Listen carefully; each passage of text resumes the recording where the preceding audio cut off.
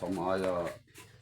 សូមថ្ងៃនេះថ្ងៃសុខថ្ងៃសុខថ្ងៃ100ណាសូមគោរពដល់ម្ចាស់ទឹកម្ចាស់ដីនៅកន្លែងនេះម្ចាស់ដីមុនឈ្មោះម៉ាឡែនរិទ្ធម៉ាឡែនឥឡូវមកដូរឈ្មោះ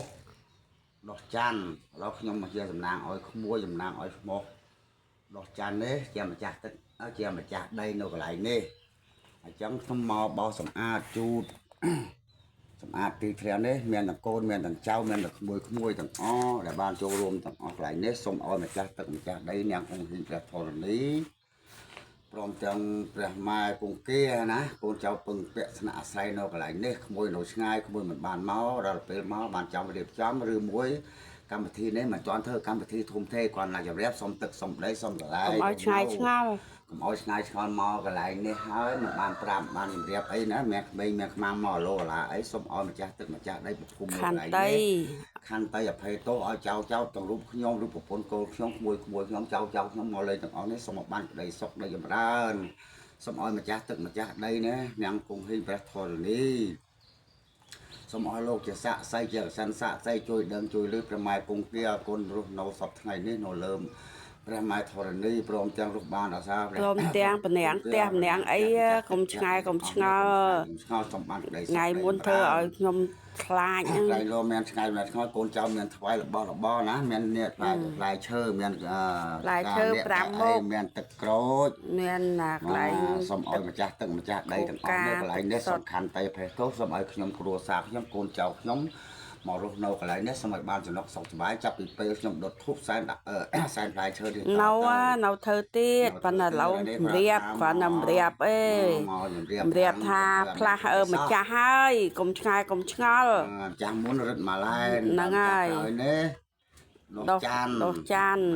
ហើយអ្នកថែមើលកន្លែងជុំដាន់និង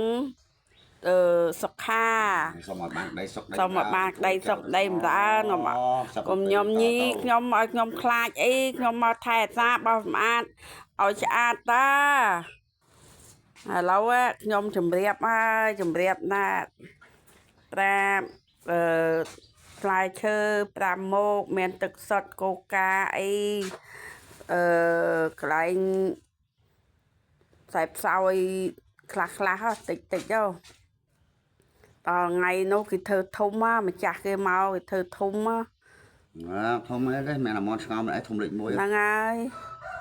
ឆ្ងល់មានបាយមានឡហ្នឹងហើយឥឡូវខ្ញុំគ្រាន់ណា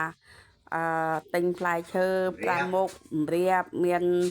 កន្លែងអែមនិងទឹកសុទ្ធនិងកូកា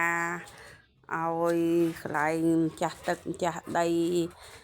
កន្លែងពនាងផ្ទះអីហ្នឹងភូមិអីហ្នឹងឲ្យដឹងឮថាខ្ញុំមកបោសសម្អាតទេក្មួយខ្ញុំបានម្ចាស់ដីខ្ញុំមកសម្អាតឲ្យស្អាតកុំឲ្យឆ្អេះឆ្អុយផ្ទះចោលយូរហើយឥឡូវគាត់ថាប៉ុណ្ណឹងបានហើយអរគុណហើយម្រាបប៉ុណ្ណឹងបងហ្នឹងហើយគាត់ថាអរគុណហើយម្រាបប៉ុណ្ណឹងគាត់ឃើញមកងឹកចឹក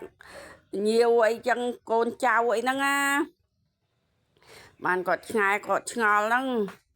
ដល់ឥឡូវគាត់ឈប់ឆ្ងាយឆ្ងល់ហើយគេផ្លាស់ម្ចាស់ថ្មីហើយ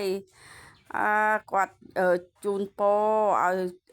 សុខចម្រើនរីកចម្រើនតទៅមុខទៀតអាចៅអើយសាធុលោកតាដែលម្ចាស់ទឹកម្ចាស់ដីហ្នឹងឥឡូវប្រតិបត្តិការទៀតហើយក្មួយនេះ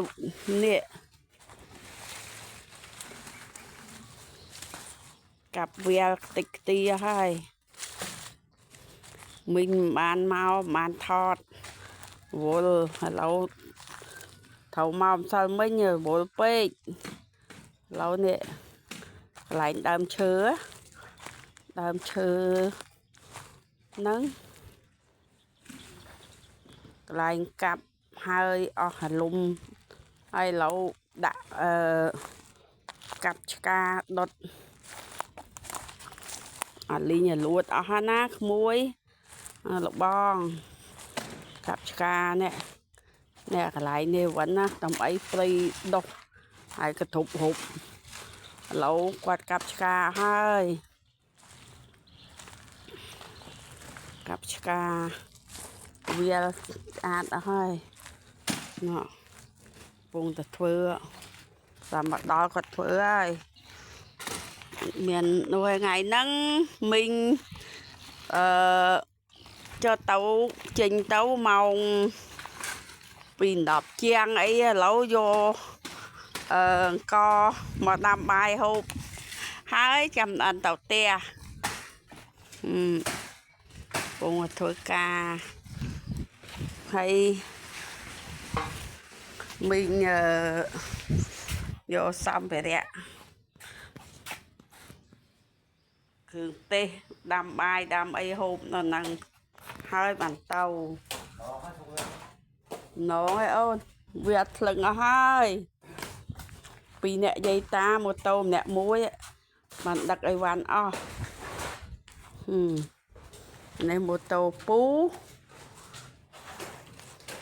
នេះម៉ូតូមីងដឹកអីវ៉ាន់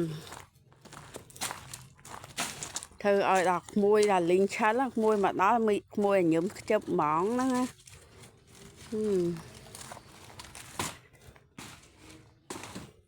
ចឹងបានហើយអូនមីងជំរាបលាបងខ្ញុំជំរាបលាបង